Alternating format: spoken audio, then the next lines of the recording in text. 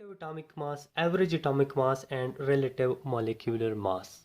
Let's go to describe every topic one by one in detail. So guys, as you all know that one of the fundamental property of an atom is its mass. In last lecture we have studied about atomic mass and atomic number. And we have studied that the atomic mass of an atom is the number of proton and neutron in the nucleus of an atom. Now in this lecture, we are going to study that how one can weigh the mass of an atom. एक atom की मास को हम कैसे major करेंगे, यह हम आज discuss करेंगे. हम एटम को किस यूनिट में मेजर करेंगे, हम एटम को किस यूनिट में वेट करेंगे, ये हम आज की लेक्चर में डिस्कस करेंगे. फर्स्ट ऑफ ऑल गाइस, हमें पता है कि एटम जो है वो एक्सट्रीमली स्मॉल पार्टिकल होता है, जिसको हम एक सिंगल एटम को हम इजीली वेट नहीं कर सकते कोई सिंपल फिजिकल बैलेंस के साथ या कोई भी डिजिटल बैलेंस के साथ. हम इसको वेट नहीं कर सकते. तो हम इसको कैसे वेट करेंगे? एटम की मास को हम एक्सपेरिमेंटल मेथड्स के ज़रिए डिटरमाइन कर सकते हैं, जिसमें हम एक एलिमेंट को स्टैंडर्ड लेके उसके साथ बाकी एटम को कंपेयर करते हैं. साइंटिस्ट ने एक एलिमेंट को स्टैंडर्ड लिया हुआ है एक इंटरनेशनल एग्रीमेंट में, और उस एलिमेंट का नाम है कार्बन. हम जानते हैं कि कार्बन के 3 आइसोटॉप्स होते हैं. सबसे पहले हम आइसोटॉप को डिस्कस करते हैं कि आइसोटॉप होता क्या है. तो हम यहाँ पे साइड पे आइसोटॉप को डिस्कस करते हैं कि आइसोटॉप क्या होता है.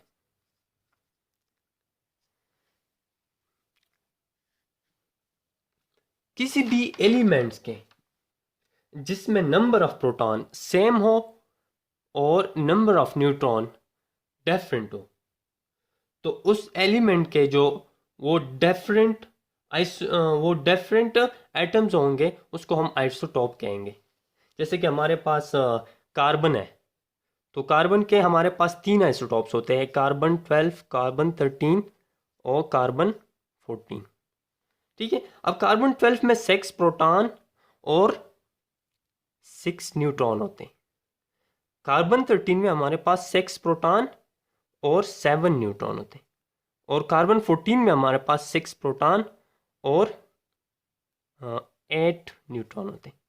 अब अगर हम यहाँ पे देखें तो सारे कार्बन्स के जो आइसोटॉप है उस पर सेम नंबर ऑफ प्रोटॉन है लेकिन डिफरेंट नंबर ऑफ न्यूट्रॉन है. अब ऐसी स्पीशी जिसमें नंबर ऑफ प्रोटॉन सेम हो और नंबर ऑफ न्यूट्रॉन डिफरेंट हो तो उसको हम आइसोटॉप कहेंगे. तो चलिए हम आइसोटॉप की डिफिनीशन यहाँ पे लिखते हैं. Elements which has same number of proton, या यहाँ पे हम ऐसे लिखते हैं कि atoms of the elements which has same number of proton and different number of neutron are called isotope. अब आइसोटॉप के बारे में हम जान चुके, वापस हम अपने रिलेटिव एटॉमिक मास की तरफ जाते हैं. तो गाइस, हमने कार्बन 12, कार्बन 13 और कार्बन 14 के बारे में अभी पढ़ा. कार्बन 12 जो है उसको साइंटिस्ट ने स्टैंडर्ड ले लिया, और साइंटिस्ट ने कहा कि कार्बन 12 जो है हम उसको इज्यूम करते हैं एक स्टैंडर्ड क्वांटिटी, और बाकी तमाम एलिमेंट्स कार्बन 12 के साथ हम मेजर करेंगे, कंपैरिजन करके हम कार्बन के साथ मेजर करेंगे. अब कार्बन को क्यों लिया गया? कार्बन 12 को इसीलिए लिया गया कि कार्बन 12 में एग्जैक्टली 6 प्रोटॉन और 6 न्यूट्रॉन होते हैं, और 6 प्रोटॉन और 6 न्यूट्रॉन जो है वो एग्जैक्टली 12 एटॉमिक मास यूनिट के इक्वल होते हैं। तो साइंटिस्ट ने कार्बन 12 को इसलिए स्टैंडर्ड ले लिया। और एटॉमिक मास यूनिट क्या होता है? तो अब हम एटॉमिक मास यूनिट के बारे में बताएंगे कि एटॉमिक मास यूनिट होता क्या है। A mass which is exactly equal to 1/12 of the mass of one carbon 12 atom। अब हमारे पास एक कार्बन 12 एटम है, ठीक है, और उस कार्बन 12 को हमने 12 हिस्से कर दिया। तो उस 12 हिस्सों में से जो एक हिस्सा होगी वो 1 एटॉमिक मास यूनिट के बराबर होगी। इसका मतलब है कि कार्बन 12 जो है उसमें 12 एटॉमिक मास यूनिट है, उसमें 6 प्रोटॉन है और 6 न्यूट्रॉन है, जिनका एटॉमिक मास ऑलमोस्ट सेम होता है। तो इसमें जो है 12 पार्टिकल होते हैं, और एक पार्टिकल जो है उसका मास को हमने एक एटॉमिक मास यूनिट करार दिया। यानी हमारे पास कार्बन 12 का जो 1 एटम है, 1 atom of carbon 12 is equal to 12 AMU। अब हमारे पास 1 AMU कितने का बराबर होगा? तो यहां से 1 AMU को उठा लें और 12 को एक एटम कार्बन 12 के नीचे डिवाइड करेंगे, तो ये हमारे पास एटॉमिक मास यूनिट हो गई। अब यहाँ पे जो समझने वाली बात है वो ये है कि कार्बन 12 के साथ हम बाकी एलिमेंट को कंपेयर कैसे करते हैं। अब हमारे पास लेट्स सपोज हाइड्रोजन है, तो हाइड्रोजन को हम कैसे कार्बन 12 के साथ कंपेयर करेंगे? हमें पता है कि कार्बन 12 जो है वो 12 AMU की बराबर है। एक्सपेरिमेंटली हमने हाइड्रोजन को नापा। हाइड्रोजन जो है वो कार्बन 12 के 0.084 टाइम्स स्मॉलर निकला। अब हम 0.084 को 12 से मल्टीप्लाई करेंगे तो हमारे पास हाइड्रोजन की मास, हमारे पास हाइड्रोजन की रिलेटिव एटॉमिक मास हमारे पास आ जाएगी। तो हम अगर 12 को 0.084 के साथ मल्टीप्लाई करेंगे तो हमारे पास एग्जैक्टली 1.008 आएगा एटॉमिक मास यूनिट, और ये हाइड्रोजन की एटॉमिक मास यूनिट है। साइंटिस्ट ने सारे एलिमेंट्स को एक्सपेरिमेंटली मेजर किया और फिर उसको कार्बन 12 के साथ मल्टीप्लाई कर दिया, तो उसका एटॉमिक मास यूनिट या रिलेटिव एटॉमिक मास जो है वो निकला है। इसी तरह कार्बन का, ऑक्सीजन का जो अगर हम कार्बन के साथ कंपेयर करें तो ऑक्सीजन का एग्जैक्टली 16 AMU आता है, और अगर हम आयरन का कार्बन के साथ कंपेयर करें तो एग्जैक्टली 55.85 आता है। तो ये रिलेटिव एटॉमिक मास। अब यहां से हम सारे एलिमेंट्स जो है वो मेजर कर सकते हैं और उसको हम एटॉमिक मास यूनिट में ले सकते हैं। एटॉमिक मास यूनिट भी एक बहुत छोटी क्वांटिटी है। बाद में साइंटिस्ट ने, जब हम बाद में पढ़ेंगे mole, Avogadro number, gram atomic mass, gram molecular mass, तो उसमें हम ये लेंगे कि हम एटॉमिक मास यूनिट को फिर ग्राम के बराबर करते हैं। एक एटॉमिक मास को हम 1 ग्राम के बराबर करते हैं। अगर हमारे पास ऑक्सीजन को हम 16 एटॉमिक मास यूनिट ले लेते हैं तो हम इसको 16 ग्राम के इक्वल करते हैं। तो फिर 16 ग्राम इतना होता है कि वो हम देख भी सकते हैं, उसको हम नाप भी कर सकते हैं। ये थी हमारे पास रिलेटिव एटॉमिक मास, जो हमको एक आइडिया देती है कि हम एटम्स को कैसे वो वेट करेंगे, एटम की वेट को हम कैसे फाइंड आउट करेंगे, या एटम को हम कैसे नापेंगे। अब नेक्स्ट हम जाएंगे एवरेज एटॉमिक मास की तरफ। सो गाइज, अब हम स्टडी करेंगे एवरेज एटॉमिक मास कि एवरेज एटॉमिक मास क्या होता है। Average atomic mass is the average mass of all the isotopes of an element naturally present. अब हमारे पास नेचर में एक एलिमेंट के डिफरेंट आइसोटॉप्स होते हैं, जैसे कि हाइड्रोजन के 3 आइसोटॉप्स हैं, इस तरह कॉपर के 2 आइसोटॉप्स है, कार्बन के हमने 3 आइसोटॉप डिस्कस किए। तो नेचर में हर एक एलिमेंट के डिफरेंट आइसोटॉप्स होते हैं, और हर एक आइसोटॉप्स की जो नेचुरल अबंडेंस है वो भी डिफरेंस होती है। फॉर एग्जांपल हमारे पास कार्बन है, ठीक है। अब कार्बन 12 इसकी नेचुरल एबंडेंस जो है वो है 98.89%। अब नेचर में जितना कार्बन मौजूद है उसका 98.89% कार्बन कार्बन 12 की फॉर्म है। और हमारे पास कार्बन 13 जो है वो ओनली 1.11% है। नेचर में कार्बन 13 की एबंडेंस सिर्फ 1.11% है। अब अगर हम देखें, यहाँ पे कार्बन 12 है जिसपे 6 प्रोटॉन और 6 न्यूट्रॉन है, और यहाँ पे कार्बन 13 है जिसमें 6 प्रोटॉन और 7 न्यूट्रॉन होते हैं। अगर हम एटॉमिक मास यूनिट देखें तो यहाँ पे 12 AMU है, और अगर यहाँ पे देखें तो 13 AMU है। ठीक है, और हम भाई कार्बन को लेते हैं 12.01 एटॉमिक मास यूनिट। यहाँ पे तो कोला तजाद आ गया जी।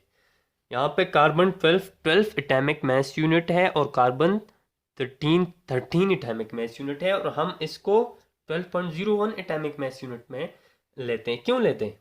क्योंकि हम इसकी एवरेज एटॉमिक मास निकलवाते हैं। एवरेज एटॉमिक मास हम कैसे निकालते हैं? हम एवरेज एटॉमिक मास को कैसे निकालते हैं भाई? हम जो आइसोटोप्स होंगे उसकी नेचुरल एबंडेंस को उसकी एटॉमिक मास यूनिट के साथ मल्टीप्लाई करेंगे और दोनों को ऐड करेंगे। फॉर एग्जांपल हमारे पास कार्बन 12 है। कार्बन 12 की नेचुरल एबंडेंस है 98.89%। इसको हम परसेंटेज से निकालेंगे। तो परसेंटेज निकालने के लिए हम इसको 100 पे डिवाइड करेंगे और फिर इसको हम मल्टीप्लाई करेंगे 12 AMU के साथ। इस तरह हम कार्बन 13 का भी निकालेंगे। कार्बन 13 का 1.11% को हम परसेंटेज से निकालने के लिए 1.11 को 100 पे डिवाइड करेंगे और उसको हम मल्टीप्लाई करेंगे 13 से। ये आपका होम टास्क हो गया। आप इसको मल्टीप्लाई करें और इसको मल्टीप्लाई करें और दोनों को ऐड करें, आपके पास डेफिनेटली 12.01 आएगा, जो कि हमारे पास कार्बन का एवरेज एटॉमिक मास है। इसी तरह हम जो भी एलिमेंट जिसके भी जितने आइसोटॉप्स होंगे उसकी नेचुरल एबंडेंस को उसकी एटॉमिक मास यूनिट के साथ मल्टीप्लाई करेंगे, हमारे पास एवरेज एटॉमिक मास आएगी। अब इसको मजीद एक्सप्लेन करने के लिए हम एक और एग्जांपल ले लेते हैं।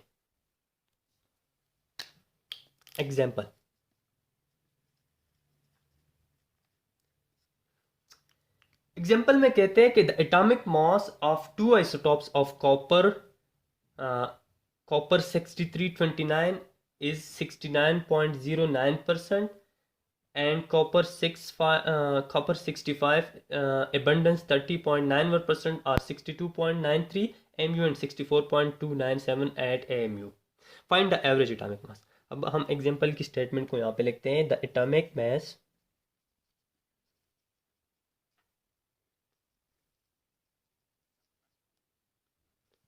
Of two isotopes of copper, और ये कॉपर कौन सा है?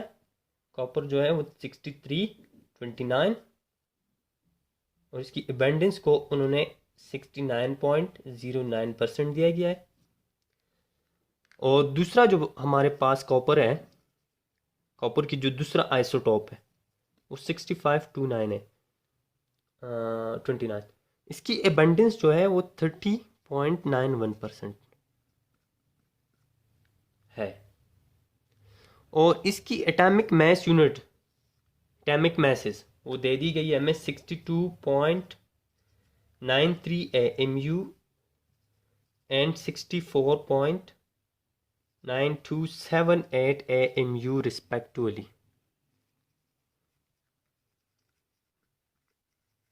और आपको कहते हैं कि फाइंड दी एवरेज एटॉमिक मास। अब हमने एवरेज एटॉमिक मास इसकी फाइंड करनी। अब स्टेटमेंट आपके सामने, एवरेज एटॉमिक मास फाइंड करिए। तो इसकी एवरेज एटॉमिक मास हम कैसे फाइंड करेंगे? अब इसकी जो कॉपर के दो आइसोटोप है, दोनों आइसोटोप्स की नेचुरल एबंडेंस को फ्रैक्शन में कन्वर्ट करें। फ्रैक्शन में कन्वर्ट करने के लिए हम इसको 100 पे डिवाइड करेंगे। दोनों को 100 पे डिवाइड करने से हमारे पास जो फ्रैक्शन आएगी उसको हम मल्टीप्लाई करेंगे 60.93 AMU के साथ, और जो कॉपर 65 है उसकी मल्टीप्लाई करेंगे 62.927 के साथ। जब दोनों को हम मल्टीप्लाई करेंगे तो उसके बाद हम ऐड करेंगे, दोनों को ऐड करके हमारे पास एवरेज एटॉमिक मास आएगा।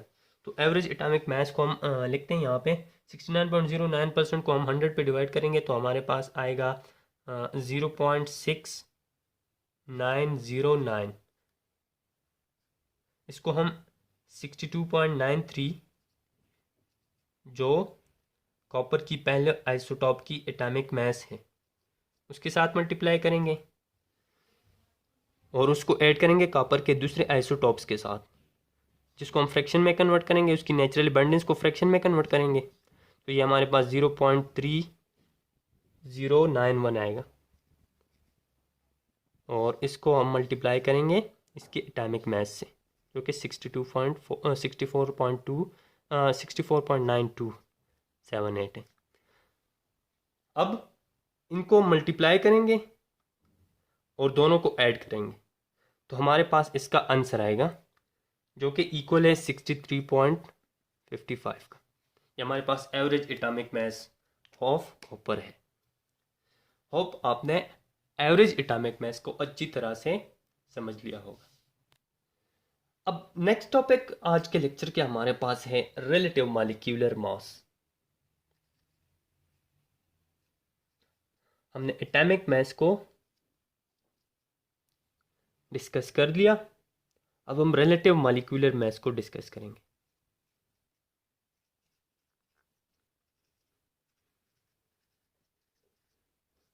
अब रिलेटिव मॉलिक्यूलर मास से मतलब क्या होता है? Relative molecular mass is obtained by summing of all the relative atomic masses of the individual atoms of which a molecule is composed. अब definition को लिख के उसके बाद समझते हैं इसको। It is obtained by summing up all the relative atomic masses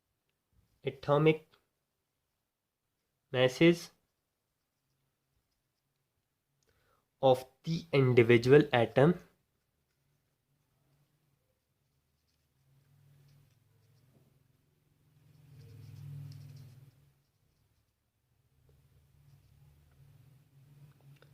of which a molecule is composed.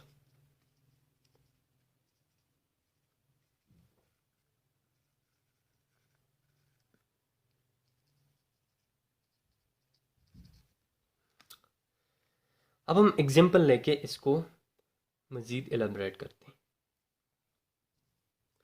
हमारे पास मीथेन लेते हैं, ये जो गैस होता है मीथेन गैस CH4। अब हम CH4 की रिलेटिव मॉलिक्यूलर मास कैसे फाइंड करेंगे? हमने ऑलरेडी डिस्कस किया हुआ है कि कार्बन जो है उसकी रिलेटिव एटॉमिक मास 12.01 है और हाइड्रोजन की 1.008 है। For the sake of simplicity हम कार्बन को 12 लेते हैं और हाइड्रोजन को 1 लेते हैं, ठीक है।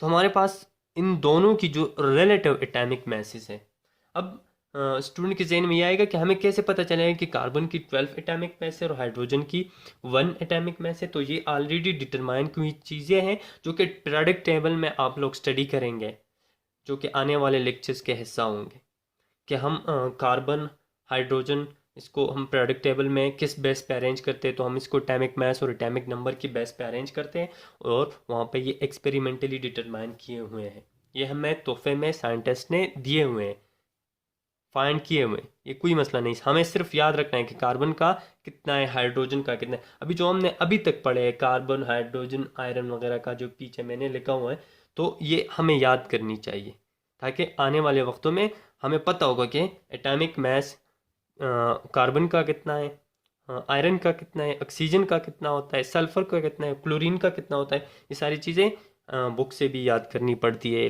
जो लिखी जाती है वो भी याद करनी पड़ती है।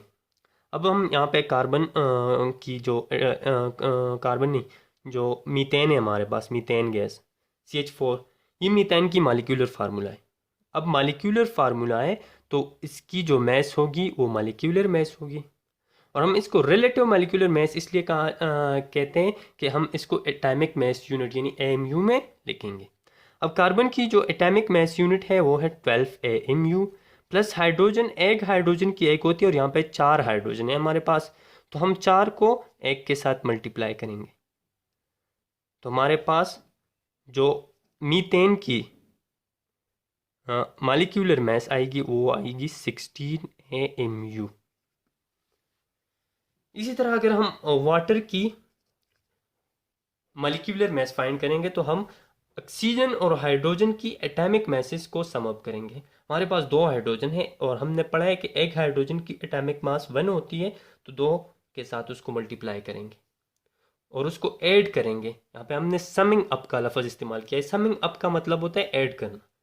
तो हम रिलेटिव मॉलिक्यूलर मास को कैसे हम फाइंड करते हैं, हम जो मॉलिक्यूल होते हैं उसकी रिलेटिव एटॉमिक मैसेस को सम अप करते हैं, उसकी इंडिविजुअल एटम्स की रिलेटिव एटॉमिक मैसेस को सम अप करते हैं।